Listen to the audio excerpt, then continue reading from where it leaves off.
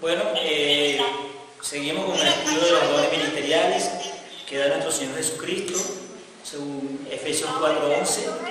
Recordemos que en Efesios 4:11 que Él mismo constituyó a unos primeramente, y lo señaló con una mano, a unos apóstoles, a otros profetas, a otros evangelistas, a otros pastores y maestros. Y cada dedo de la mano, significa o representa un ministerio. Apóstoles, el pulgar; profetas, el dedo índice; evangelistas, el dedo medio; pastores, el dedo anular; y maestros, el dedo meñique. ¿Por qué? El apóstol es el dedo que más se mueve. El profeta es como el que invita a la dirección. El evangelista es el que más sobresale, el que abre brecha. El pastor, que es el dedo anular, que se casa con la iglesia, es donde lleva el anillo. Y el maestro, que es el que está al lado del pastor.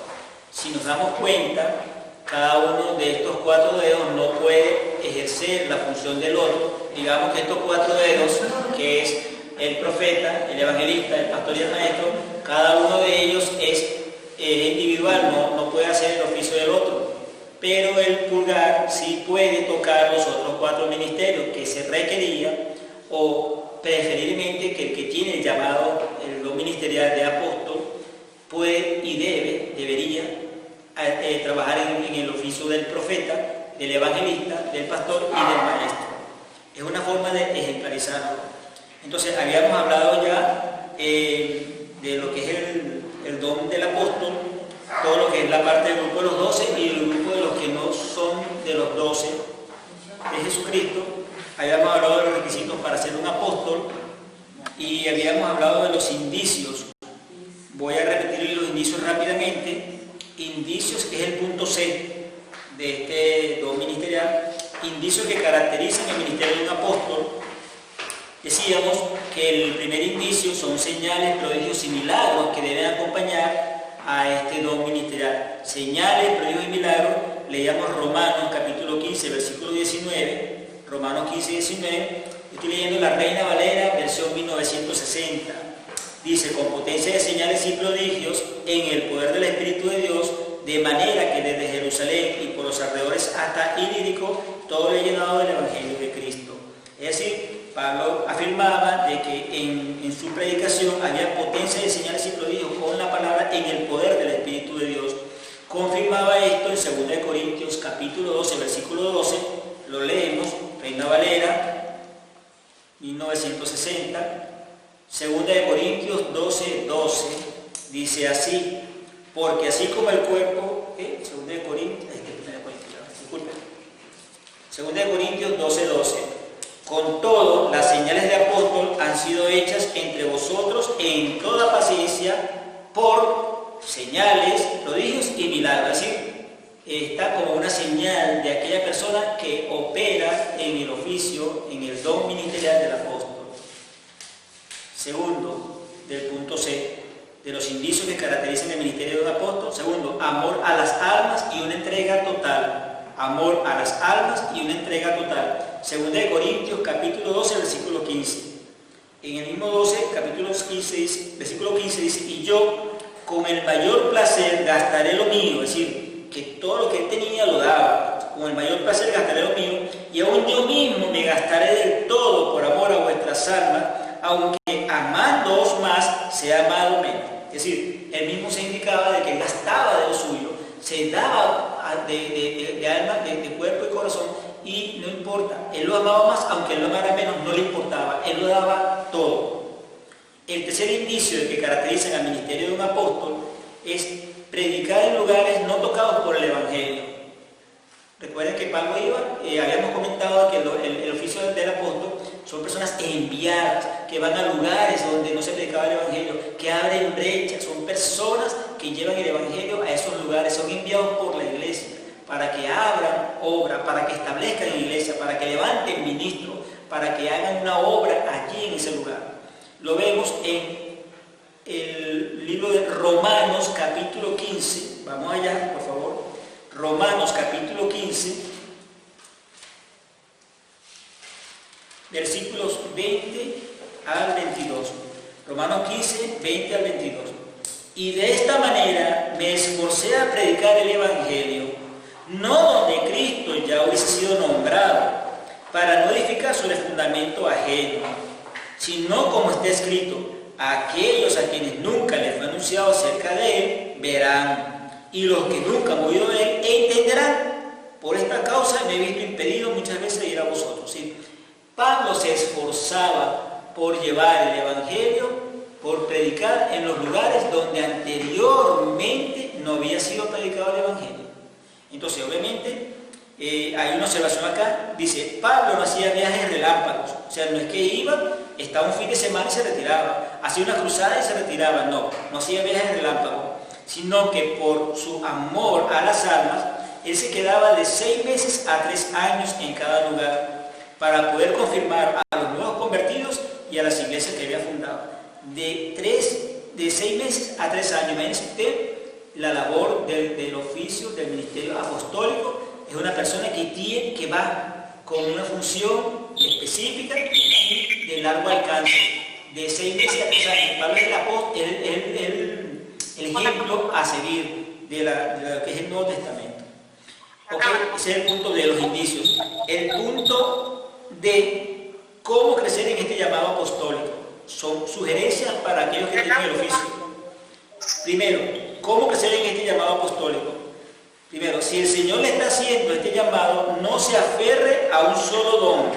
Deje que el Espíritu le dirija conforme a su propósito, reconozca su llamado. Les comentaba con la mano que el pulgar puede tocar los otros dedos, que es como si tocara y ejerciera los otros ministerios. Comentaba que el apóstol preferiblemente debería operar también en el ministerio profético, en el ministerio evangelístico, el ministerio pastoral y el ministerio del maestro. El apóstol debe operar y debe tener, digamos, inherencia en esos ministerios también, porque es un llamado muy importante.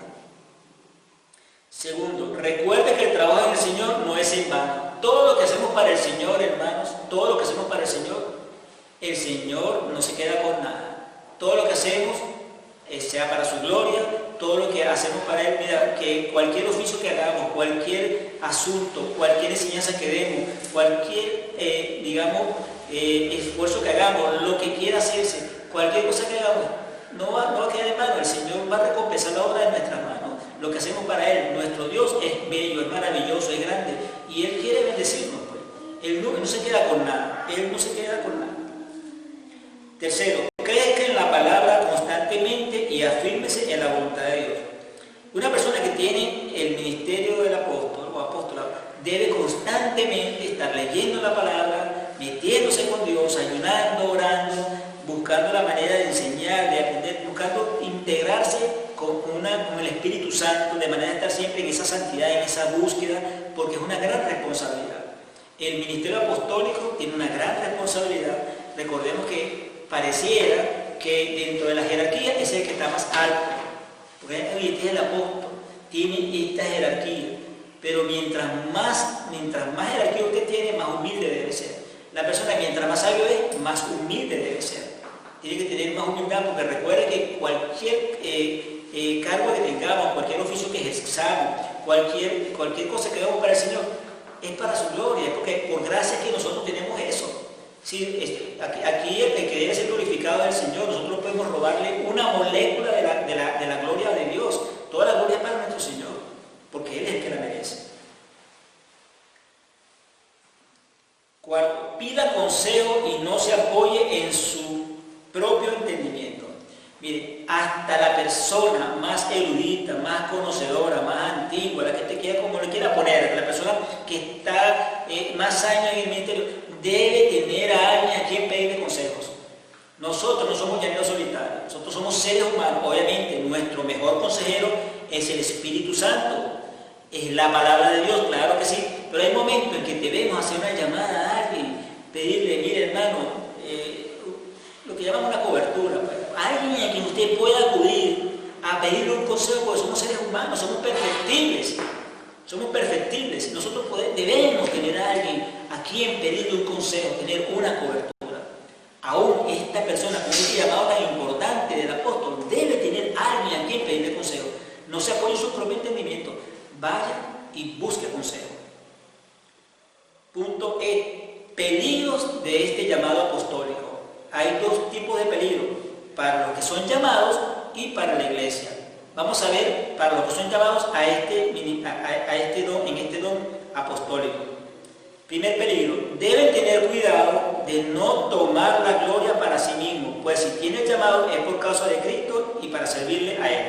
Lo comenté hace un momento, que cuidado, porque generalmente una persona que tenga un ministerio de este calibre, las personas lo buscan mucho, las personas le van a rendir cierta plebiscilla, le van a querer hacer, digamos, ciertas atenciones, ciertas cosas, y puede subir un poco el orgullo, puede subir un poco el ego. Hay que tener mucho cuidado. Toda la gloria, hermanos amados, es para nuestro Dios, para nuestro Señor Jesucristo. Que el Espíritu Santo siempre nos recuerde de dónde nos sacó nuestro Señor Jesús. Él nos sacó de las tinieblas, nos llevó a su luz admirable. Todos venimos del lodo cenagoso y nos llevó a su luz admirable. Aquí la gloria siempre será para Dios. No importa el rango, el tamaño, el tiempo, la antigüedad que tengamos, aquí la gloria es para nuestro Señor Jesucristo. La gloria es para Dios. Otro elemento, debe tener cuidado cómo ejerce la autoridad sobre la iglesia, ya que la palabra exhorta a no enseñorearse de la grey del Señor. Vamos a leer Primera de Pedro capítulo 5, para ver qué dice la palabra con respecto a este punto. Primera de Pedro capítulo 5. Hebreos, Santiago, la carta de Pedro. Primera de Pedro capítulo 5, versículos 1 al 3. Dice así la palabra: ruego a los ancianos. Recordemos que en la Biblia, en la persona anciano y en las iglesias, el anciano era la persona que realmente tenía un rango dentro del grupo de discípulos, dentro del grupo de la iglesia, que tenían un nivel, digamos, de lo que es de santidad, de búsqueda, de testimonio, de fidelidad, de predicación, que era alto. Eran ancianos de la iglesia, personas que se les pedía consejo, formaban parte de las personas que aconsejaban a la iglesia. Ruego a los ancianos que están entre vosotros, yo anciano también con ellos, y testigo de los padecimientos de Cristo, que soy también participante de la gloria que será revelada. Y entonces aquí viene el consejo: apacentad la grey de Dios que está entre vosotros, cuidando de ella, no por fuerza, sino voluntariamente, no por ganancia deshonesta, sino con ánimo pronto, no como teniendo señorío sobre los que están a vuestro cuidado, sino siendo ejemplo de la grey. Entonces, amado hermano, si usted tiene realmente este don ministerial, este llamado, usted tenga cuidado para no enseñorearse de la iglesia de nuestro Señor Jesucristo. Recordemos que esta empresa que se llama la iglesia es como una gran empresa que yo la he llamado, yo le pongo este nombre, Todopoderoso e Hijos, donde el dueño de la empresa es el Dios Padre. El gerente general es nuestro Señor Jesucristo y el gerente de operaciones es el Espíritu Santo. Ellos son los únicos que manejan la empresa. Nosotros simplemente somos servidores de esta empresa. Somos personas que estamos a la orden del dueño, de los gerentes. Nosotros somos quienes servimos, pero más nada, aquí la gloria es de Dios. No podemos enseñorearnos de ninguna persona en el cuerpo de Cristo. No importa el tamaño de la oveja, nunca se debe uno enseñorear de ninguna oveja de nuestro Señor Jesucristo. Porque el día que venga, si le pedí cuenta, ahí papá, agárrese. Ahora, peligro para la iglesia. En la iglesia siempre ha habido falsos apóstoles. Oigan esto. En la iglesia siempre ha habido falsos apóstoles que se han dado ese título sin que una iglesia los hubiese enviado y respaldado. Estos han hecho mucho daño a las personas ingenuas que les han seguido y se han dejado esclavizar por las enseñanzas y exigencias de ellos. Vamos a ver dónde dice esto. Segunda de Corintios, capítulo 11, versículo 13. Segunda de Corintios, capítulo 11, versículo 13. Vamos allá. Segunda de Corintios, capítulo 11, versículo 13. Dice así: porque estos son falsos apóstoles, obreros fraudulentos que se disfrazan como apóstoles de Cristo. Son personas que se disfrazan, personas fraudulentas, que realmente están haciendo daño a la grey del Señor. Y Apocalipsis capítulo 2, versículo 2.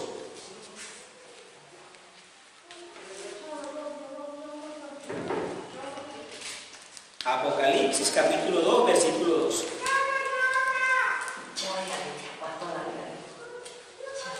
Apocalipsis 2, 2. Dice, yo conozco, le está hablando a las iglesias, es el mensaje que le da el Señor a las iglesias y habla aquí a Éfeso.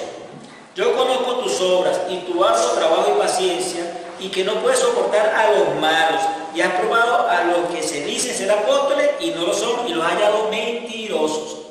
Es decir, el Señor le está dando a la iglesia ese reconocimiento de que había detectado que habían falsos apóstoles entre la grey, entre el cuerpo de Cristo. Y dice así, yo conozco tus obras y tu arduo trabajo y paciencia, y que no puedes soportar a los malos. Es decir, esa iglesia tenía la consideración de examinarlo todo, de escudriñar todo, de poner a prueba todo lo que decían.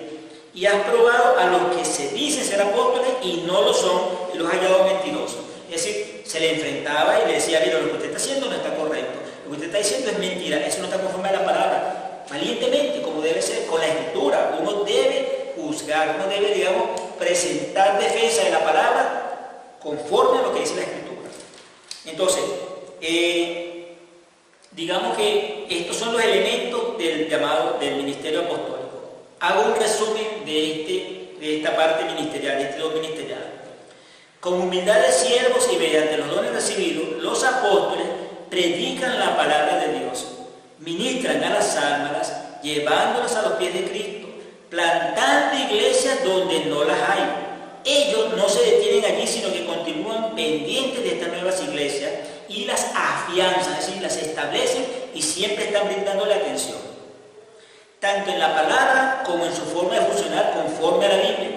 Siempre están pendientes y tendrán el sentir de verdaderos padres, son como padres en una relación continua con estas iglesias y estos hermanos que han nacido allí, dándoles el consejo sabio de la palabra para que ellos puedan ejercer y crecer en el llamado que Jesucristo les ha dado a cada uno. De esta forma, las iglesias son consolidadas y edificadas para la gloria de Dios. Entonces, fijemos la importancia del ministerio, de lo que es la parte del apóstol. Es decir, son personas que tienen una gran responsabilidad en el cuerpo de Cristo. Si la persona tiene este llamado, este don ministerial, fíjese, esto no es solamente para estar luciendo. Recordemos que no son títulos, no son jerarquías, son oficios. Esto es un oficio y el que lo ejerce debe hacerlo con un cuidado ultra óptimo, altísimo. ¿Por qué? Porque exige gran demanda de parte de nuestro Señor Jesucristo. Bueno, entonces hasta aquí lo que es la parte del don del apóstol. Vamos al segundo don de Efesios 4:11. El ministerio del profeta. Ya vimos el ministerio del apóstol, vamos al ministerio del profeta. Letra A, definición. Viene del prefijo pro, que significa adelante, y pemi, que es P-H-E-M-I, que significa hablar. Equivale a un narrador, a alguien que proclama un mensaje divino. Perciben los consejos del Señor y le sirven como su vocero. Su mensaje va dirigido a la iglesia. Repito, por definición, profeta viene del prefijo pro, que significa adelante, y pemi, que significa hablar. Equivale a un narrador, alguien que proclama un mensaje divino, perciben los consejos del Señor y le sirven como su vocero. Su mensaje va dirigido a la iglesia. Esa es la definición de lo que es el ministerio del profeta. Elemento B, lo que hace el profeta. 1. Se considera un fundamento de la iglesia. Vamos a ver Efesios capítulo 2, versículo 20. Se considera un fundamento de la iglesia. Efesios 2, 20. Edificado sobre el fundamento de los apóstoles y profetas, siendo la principal piedra del ángulo Jesucristo mismo. Entonces, tanto el apóstol como el profeta, desde ya que nació la iglesia, viene obviamente de los profetas antiguos, los profetas del Nuevo Testamento, los apóstoles del Nuevo Testamento, vienen a edificar y es un fundamento para consolidar a la iglesia, para levantar a la iglesia. Segundo elemento de lo que hace el profeta. El que profetiza habla a los hombres para exhortación y consolación. ¿Dónde vemos esto? En 1 Corintios capítulo 14. Vamos allá. 1 Corintios capítulo 14. 1 Corintios capítulo 14, versículo 13. Pero el que profetiza habla a los hombres para edificación, exhortación y consolación. Es decir, un elemento fundamental que cuando se profetiza es que se está hablando para edificar, exhortar y consolar a la iglesia. Y puede traer arrepentimiento, corrección o mucha fortaleza para que la iglesia del Señor se edifique. Vamos a ver Hechos capítulo 15. Hechos 15.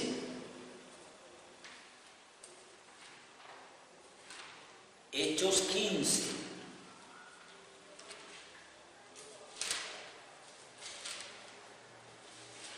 Vamos a ver, Hechos 15, versículo 32. Y Judas y Silas, como ellos también eran profetas, consolaron y confirmaron a los hermanos con abundancia de palabras. Es decir, Judas y Silas, como profetas, consolaron y afirmaron.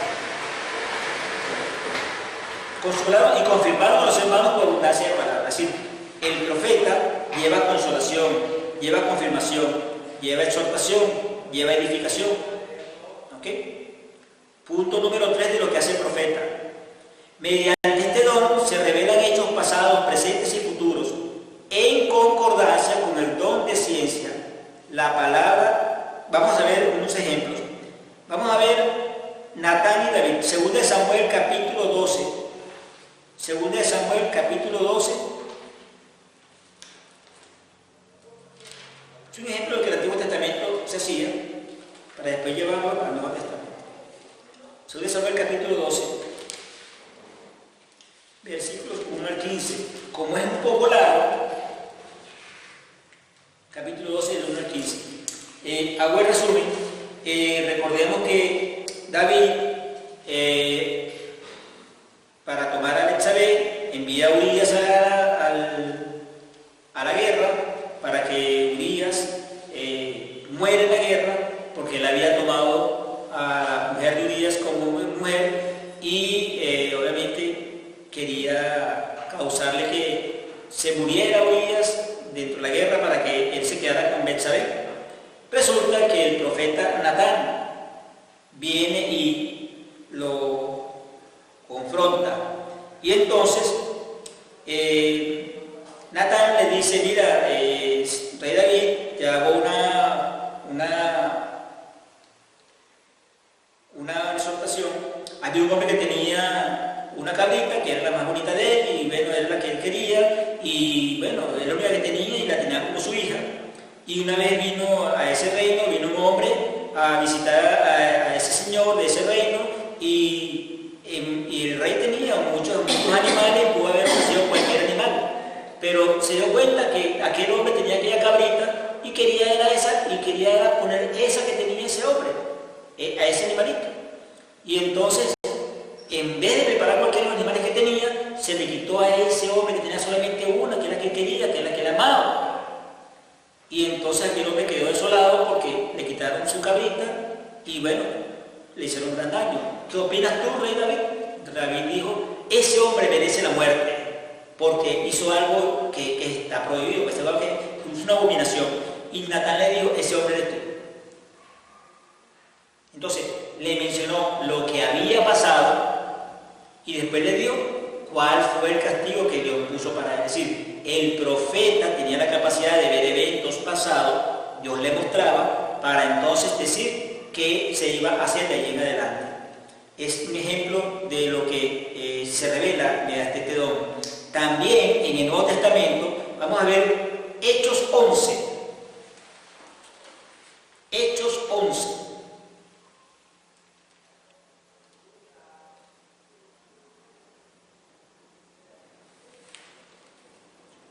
Versículos 27 y 28. En aquellos días, unos profetas descendieron de Jerusalén a Antioquía, y levantándose uno de ellos, llamado Agabo, daba a entender por el Espíritu que vendría una gran hambre en toda la tierra habitada, la cual sucedió en tiempo de Claudio. O sea, este profeta tenía la capacidad Dios le mostraba de lo que vendría, eventos futuros. También vemos algo del mismo Agabo, porque tenía el don, obviamente, el don de profeta. El profeta Agabo en Hechos 21, versículos 10 y 11. Hechos 21. También tenemos otra vez al profeta Agabo en acción. También vería el futuro. Hechos 21, versículos 10 y 11. Dice así: y permaneciendo nosotros allí algunos días, descendió de Judea un profeta llamado Agabo, el mismo que había dado la profecía sobre la sequía, quien viniendo a vernos tomó el cinto de Pablo y atándose los pies y las manos dijo: esto dice el Espíritu Santo, así atarán los judíos en Jerusalén al varón de quien es este cinto y le entregarán en manos de los gentiles. Como vemos, obviamente los profetas de este don revelan hechos pasados, presentes y futuros en concordancia con el don de ciencia, es decir, Dios le muestra una palabra de ciencia para hablarle a la persona. Punto 4. Lo que hace un profeta: pueden discernir los espíritus que operan en una situación. Por ejemplo, vemos Hechos 16. Hechos 16.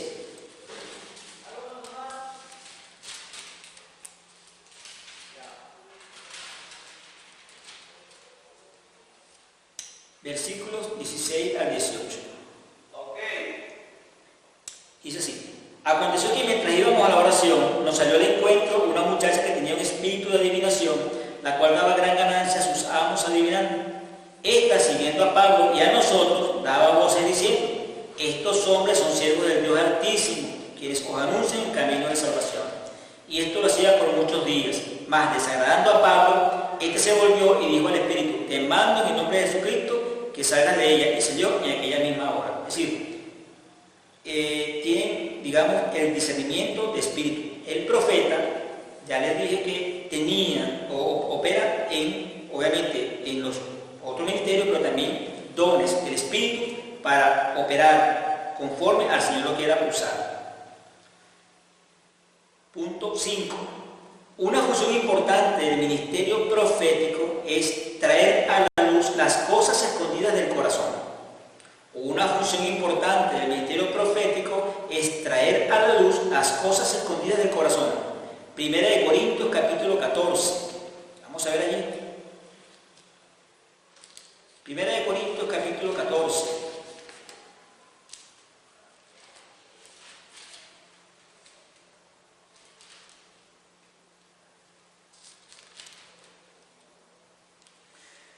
Versículos 24 y 25. 1 Corintios 14, 24 y 25. Pero si todos profetizan y entra algún incrédulo o indocto, por todos es convencido, por todos es juzgado. Entonces aquí viene la parte de lo oculto del corazón.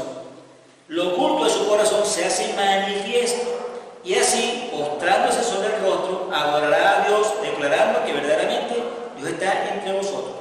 Entonces, una función importante del ministerio profético es traer a la luz las cosas escondidas del corazón. Y ello obra en la convicción a esos incrédulos que entran a la reunión de los cristianos. Es decir, generalmente el ministerio profético tiene la facultad de que el Señor le muestra lo que está oculto en el corazón de las personas, las cosas escondidas del corazón. Elemento número 6 de lo que hace el profeta. Si la palabra dicha por un profeta se cumple, no significa necesariamente que ha sido palabra de Dios. Tal profecía puede ser una prueba de parte de Dios. Vamos a buscar Deuteronomio, capítulo 13, para ver los principios como cuando habla un profeta. Deuteronomio, capítulo 13, Antiguo Testamento. Deuteronomio 13.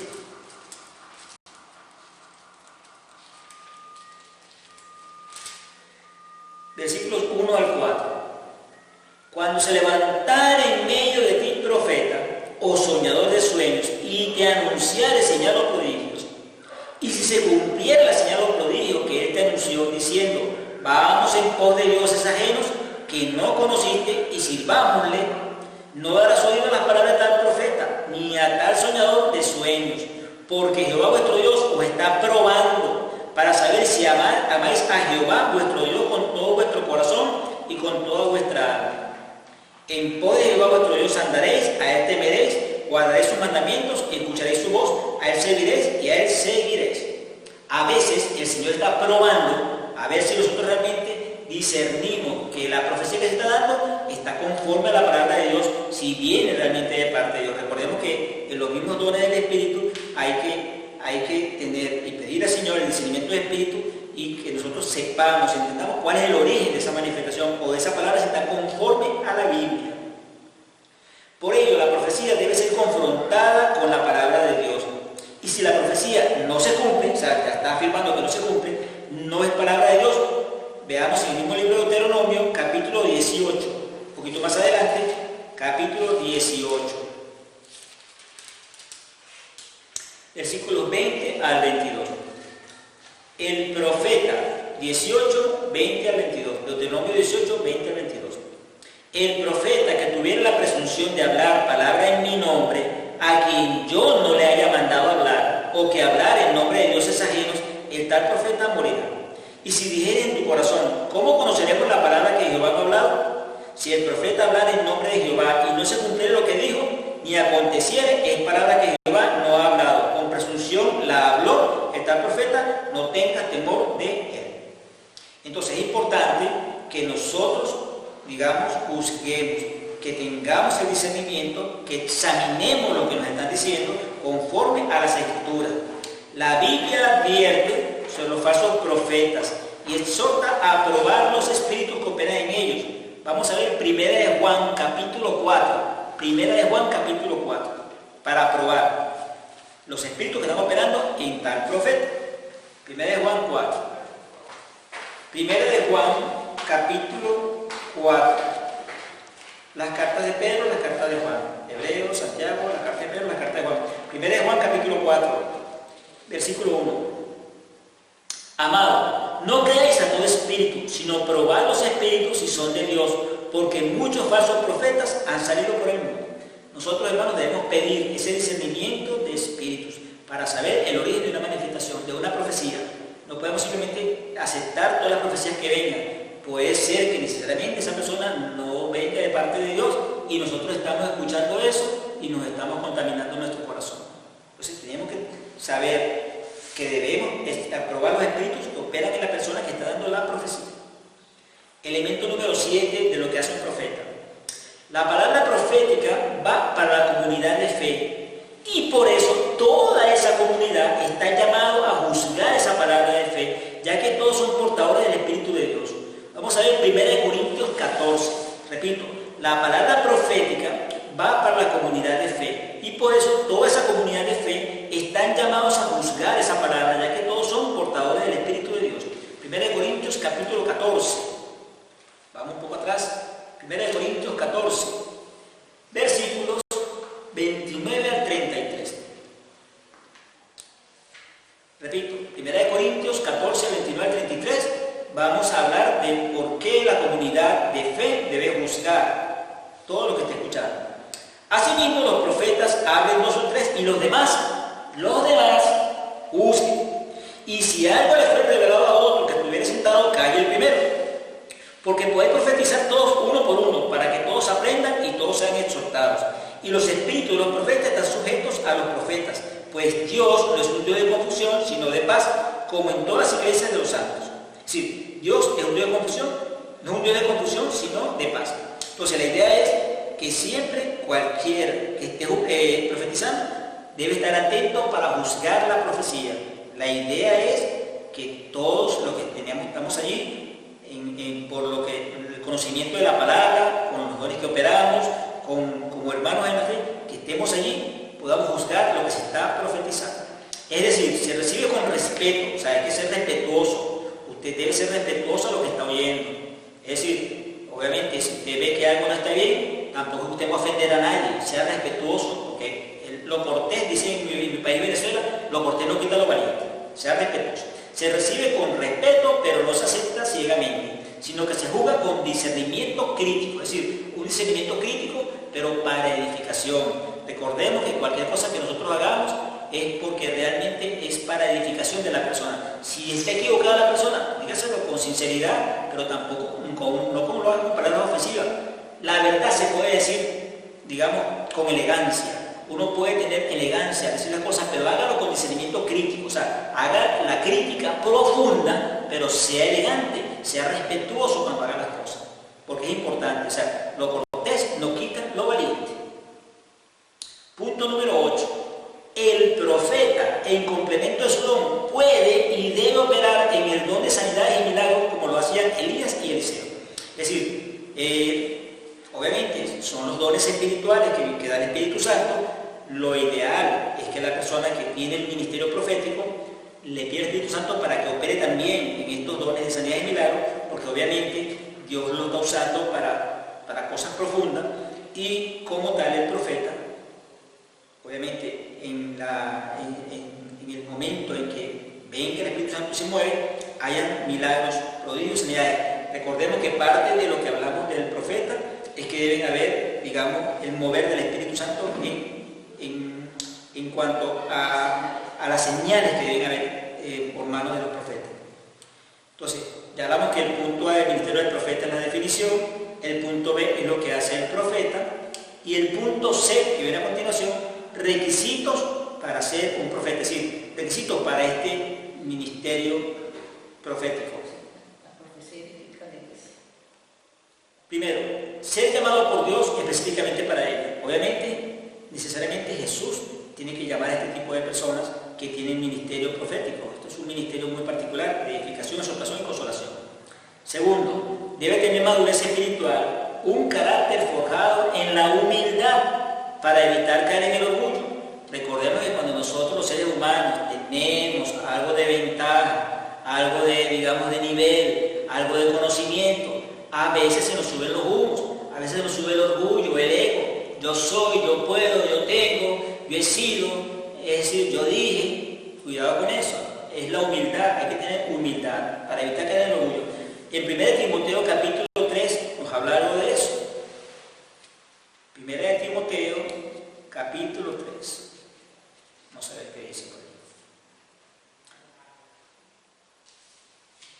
Versículo 6.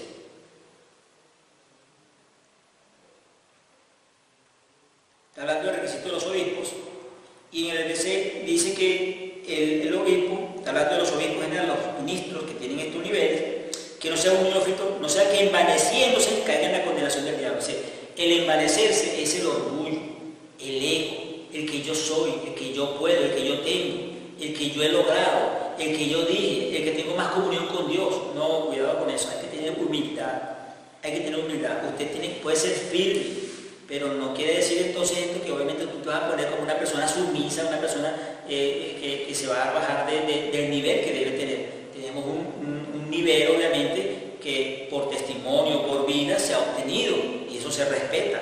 Pero cuidado con el orgullo, cuidado con la vanagloria, porque eso cae en la condenación del diablo. Tercer punto de los requisitos para operar en el ministerio profético. Debe tener un largo periodo de preparación espiritual previa al llamado. Es decir, para ejercer el ministerio profético como ministerio, la persona debe tener una preparación, porque estos son de edificación, exhortación y consolación. Para yo edificar algo tengo que aprender primero cómo se edifica. Tengo que tener un fundamento, tengo que tener una vida de fe, tengo que tener una vida de palabra, tengo que tener una vida de desarrollando la obra de Dios. Yo debo crecer en esto. Luego tener una preparación. ¿Por qué? Porque usted va a edificar a otro. ¿Cómo usted va a edificar algo si usted mismo no ha sido edificado? ¿Cómo usted va a levantar a alguien si usted mismo no ha sido levantado? Es como decir algo. Pongo en el mundo secular un ejemplo sencillo. Una persona para edificar un edificio tiene que saber de ingeniería.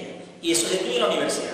Y para estudiar en la universidad tiene que haber pasado por la secundaria, tiene que haber pasado por la primaria, tiene que haber pasado por el kinder. Es decir, todo un proceso de preparación para llegar a la universidad y ser ingeniero. Algo parecido a esto es el mundo espiritual. Bien, usted para tener un llamado de esto, obviamente tiene que estar preparado, el Señor tiene que haberlo forjado, tiene que haber pasado por el agua y el fuego, tiene que estar metido con Dios, tiene que haber realmente tenido una vida profunda con el Señor, una comunión íntima con Dios, para que el Señor lo use con poder como profeta en el ministerio profético. Punto 4. Debe ser un ministro que predique la pureza de la palabra de Dios, ya que esta es su única guía infalible. Recuerde que lo que dice aquí, la Biblia es inerrante. Si aquí lo dice, anótelo, esta es la verdad. Esta es la única guía infalible de la palabra. Debe ser un ministro que predique la pureza de la palabra de Dios, ya que esta es su única guía infalible para evitar errores, excesos y desviaciones. Fíjense lo que se va a evitar. Si una persona tiene el llamado como ministro, como profeta, debe tener cuidado de caer en errores, excesos y desviaciones. Les repito, si una persona tiene un cargo, tiene un nivel, tiene un conocimiento, tiene un rango, tiende muchas veces a vanagloriarse. Hay que tener cuidado con las desviaciones, con los excesos y con los errores. Hay que tener mucho cuidado. No somos infalibles. Aquí lo infalible es la palabra de Dios. Aquí infalible es el Espíritu Santo. ¿Sí? Nosotros tenemos que dejarnos guiar por él. El punto D es el comparativo de los profetas del Antiguo y Nuevo Testamento. Recordemos que habíamos visto en el ministerio del profeta ya los siguientes elementos. A, que es la definición. B, que es lo que hace el profeta. C, los requisitos para ser un profeta. Y ahora viene el punto D, comparativo de los profetas del Antiguo y Nuevo Testamento. Vamos a hacer un comparativo para ver qué referencia tenemos de cómo operaban los profetas en el Antiguo Testamento y cómo operan los profetas en el Nuevo Testamento según la Biblia. En el Antiguo Testamento dice que Dios llamó a los profetas con el mandato de anunciar y escribir su revelación autoritativa, es decir, con autoridad, para el pueblo. Es decir, los profetas hablaban con la autoridad de Dios para el pueblo. Es decir, escribir los libros de la Biblia bajo la inspiración del Espíritu Santo. Recordemos que en el Antiguo Testamento hay profetas mayores y profetas menores. Isaías, Jeremías, Ezequiel, Zacarías, Ageo, Nahum, Amós. Es decir, los profetas, esos profetas profetizaban y también Dios les daba la autoridad y emitían cartas de autorización, que fueron los libros que se escribieron en el Antiguo Testamento por los profetas. Ese es el primer punto de la parte D. Segundo punto. Los profetas del Antiguo Testamento denunciaban los pecados e injusticias con un lenguaje fuerte que no siempre era amable. Vamos a ver qué dice el profeta Amós. Busquemos el libro del profeta Amós, capítulo 1. Amós. Vamos a buscar el profeta Amós, capítulo 1. Ahí vamos a leer el versículo 3 y el versículo 11. Amós 1, 3 y 11. Dice así. Las palabras de Amós, que fue uno de los pastores de Tecoa, que profetizó acerca de Israel en días de Usías, rey de Judá, y en días de Jeroboam, hijo de Joás, rey de Israel, 2 años antes del terremoto. Entonces, el versículo 3 dice así. Así ha dicho Jehová, por 3 pecados de Damasco y por el cuarto no revocaré su castigo, porque trillaron a Galaad con trillos de hierro. Versículo 11 del capítulo 1.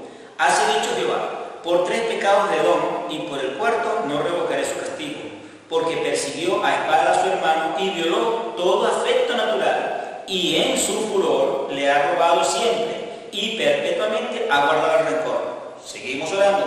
Vamos al capítulo 2, versículos 1, 4 y 6. Capítulo 2, versículos 1, 4 y 6. Hace dicho Jehová, por 3 pecados de Moab y por el cuarto no revocaré su castigo, porque quemó los huesos del rey de Edom hasta calcinarlo. Versículo 4. Hace dicho Jehová, por 3 pecados de Judá y por el cuarto no revocaré su castigo, porque menospreciaron la ley de Jehová y no guardaron sus ordenanzas y les hicieron errar sus mentiras, en pos de las cuales anduvieron sus padres. Y el versículo 6.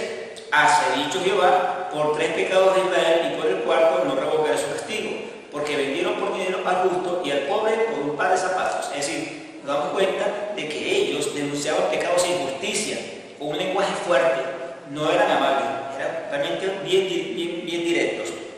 El tercer elemento de la comparativo de lo que hacían los profetas en el Antiguo Testamento es este. Anuncian juicio y salvación. ¿Bien? Los profetas del Antiguo Testamento anunciaban juicio y salvación y hasta hablaban de una nueva creación. Vamos a ver Isaías capítulo 65. Isaías 65.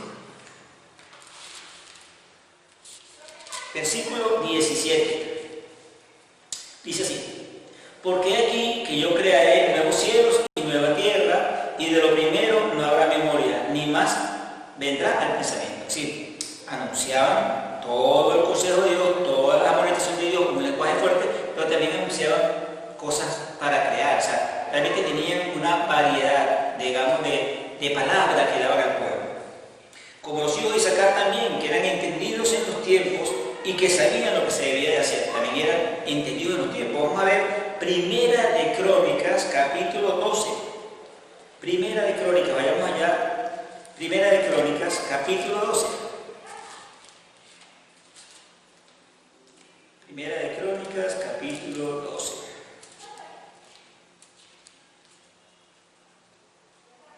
Capítulo 12, versículo 32.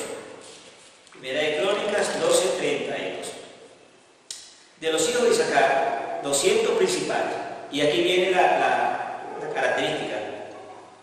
Entendidos en los tiempos y que sabían lo que Israel debía hacer, cuyo dicho siguen todos sus hermanos, que son características de los profetas del Antiguo Testamento. Ahora vamos a compararlo cómo actuaban los profetas del Nuevo Testamento. Ya recordamos que los del Antiguo Testamento incluso daban la palabra, daban el consejo, hablaban incluso de creación, había algunos que eran entendidos y además el Señor le dio la autoridad, eran autoritativos para escribir libros que quedaron plasmados en la Biblia. Nuevo Testamento.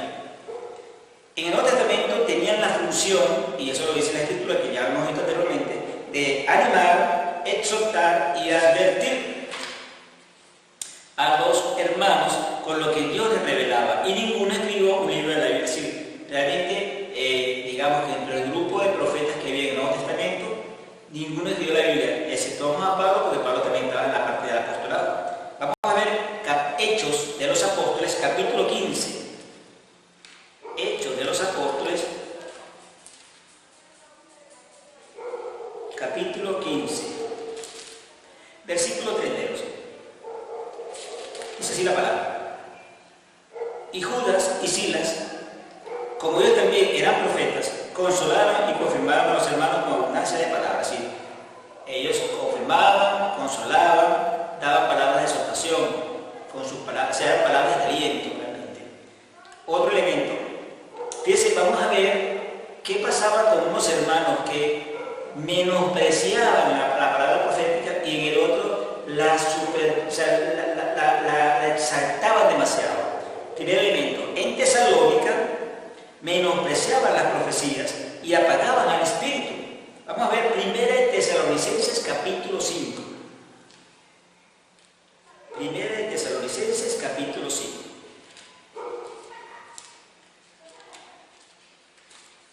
Versículos 19 y 20. Dice así: no apaguéis el Espíritu.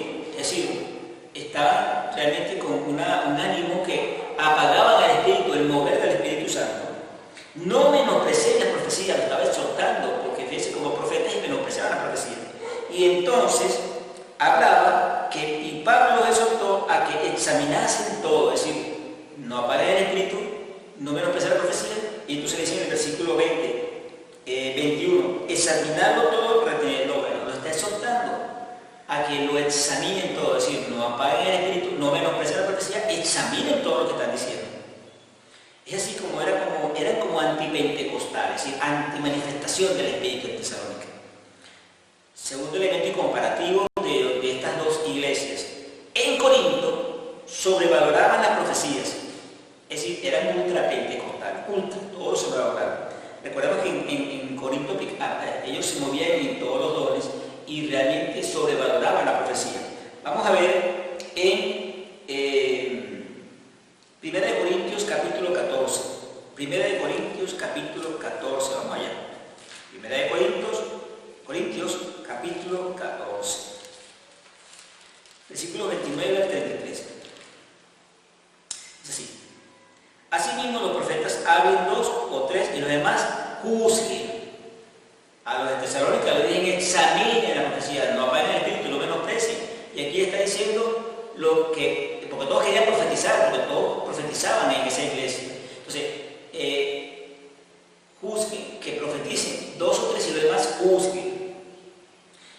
algo le fuera revelado a otro que estuviera sentado, calle el primero.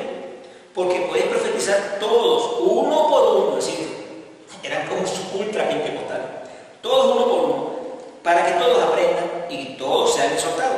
Y los espíritus de los profetas están sujetos a los profetas. Pues Dios no es Dios de confusión, sino Dios de paz. Entonces estamos viendo, examinar y juzgar aportan por parte de los creyentes una valoración crítica de las profecías y demás mensajes. Es decir, nosotros como creyentes tenemos que examinar y juzgar la profecía conforme a la palabra, dar una valoración crítica para saber exactamente el origen de esa profecía. Bien, estamos viendo aquí entonces lo que era el comparativo de los profetas del Antiguo y del Nuevo Testamento. Y ahora, punto E.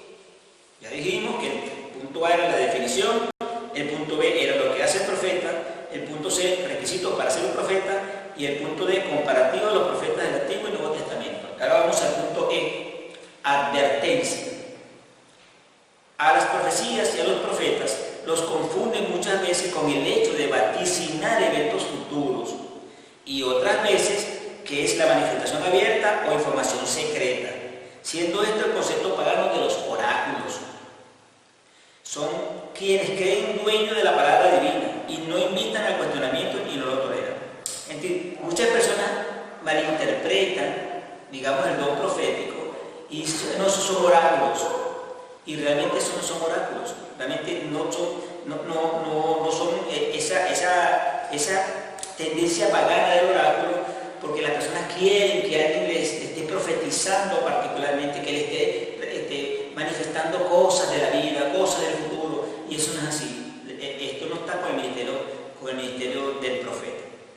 Por lo cual, estas personas que son oráculos, además que ellos se creen dueños de la palabra divina, ellos no invitan al cuestionamiento, no toleran que se les esté diciendo, mira, lo que tú estás diciendo no está correcto, no está conforme a la Biblia, si no lo toleran. O sea, por lo cual el profeta no tiene nada que ver con los oráculos. Segunda advertencia, los profetas no son futurólogos, no son adivinos, ni pitonizos. Los profetas entienden el presente a la luz de la palabra. Todo lo que los profetas entienden está aquí, a la luz de la palabra de Dios. Y lo que es la voluntad de Dios, porque obviamente el profeta conoce el corazón de Dios. Entonces, ya para concluir el estudio, nota final. La profecía es una función en la iglesia que formaliza lo que es el gran privilegio del nuevo pacto, que es tener acceso directo a Dios, una comunión con el Señor y conocer el corazón de Dios. Es decir, el profeta tiene este acceso. La profecía es una función en la iglesia que formaliza lo que es el gran privilegio del nuevo pacto, que es tener acceso directo a Dios, estar en comunión con Él y conocer su corazón. Fíjense entonces toda la importancia de lo que es el ministerio del profeta. Dice que hemos tocado varios elementos importantes de verdad, que debemos tener en cuenta, como este don ministerial, cómo opera. Ya vimos entonces por qué un profeta debe comportarse así, cuál es la estructura que está diseñada, sus requisitos, cuáles son, digamos, las obligaciones que tienen, los comparativos de cómo eran los profetas en el Antiguo Testamento y el Nuevo Testamento, y ahora un plus, algo ya final para concluir el estudio de hoy. La diferencia básica entre el don de profecía, que estamos en 1 Corintios 12, entre el don de profecía y el ministerio profético, que es este que estamos evaluando hoy, el don ministerial del profeta, es que el don que se da allá en 1 Corintios 12 es dado al individuo y el ministerio del profeta es dado al cuerpo de Cristo. ¿Ven la diferencia? El don de profecía que se menciona en 1 Corintios 12 es dado al individuo para, digamos, manejarlo desde el punto de vista del individuo con otro individuo, o sea, es algo más particular. Pero el ministerio, el don ministerial del profeta es dado al cuerpo de Cristo. Recordemos que se basa la doctrina en el fundamento de los apóstoles y los profetas, y que los profetas exhortan, animan, consuelan al cuerpo de Cristo, edifican al cuerpo de Cristo. El don profético del Espíritu Santo va para darle una profecía o una información específica a un individuo o a una congregación en ese momento, pero el profeta como tal edifica el cuerpo completamente. Bien, entonces hasta aquí, hermanos, hemos visto ya dos dones ministeriales. Vimos el don del ministerio del apóstol y ahora el ministerio del profeta. Para la próxima clase vamos a ver el ministerio o el don ministerial del evangelista. Recuerden que la mano, ¿verdad?, es la parte como estamos ejemplarizando para que nos guiemos rápidamente. Con una mano podemos ver que el pulgar es el apóstol, el índice es el profeta, esto ya lo hemos visto, el siguiente es el evangelista, que es el dedo más largo, que es el que proyecta, el que abre brecha, el siguiente es el dedo anular, donde está el anillo, porque el pastor se casa con la iglesia, y el siguiente es el maestro, que está siempre al lado del pastor. Recordemos que estos cuatro ministerios fueron juntamente con el apóstol, pero el que maneja, el que puede operar en los demás, es más, digamos que el apóstol debe hacer ese trabajo, operar también en el don del profeta, en el don del evangelista, en el don del pastor y el don del maestro. Entonces, bueno, hasta aquí la clase de hoy.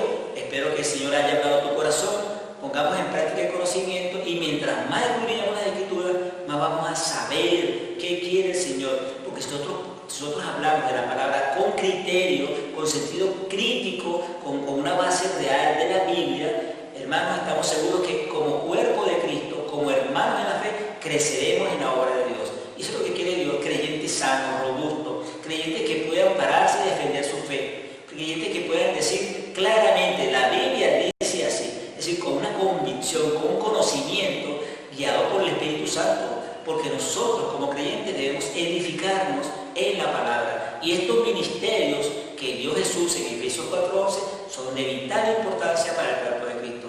Dios me los bendiga y bueno, hasta la siguiente clase. Que pasen buenas noches, buenos días, buenas tardes, donde tengan.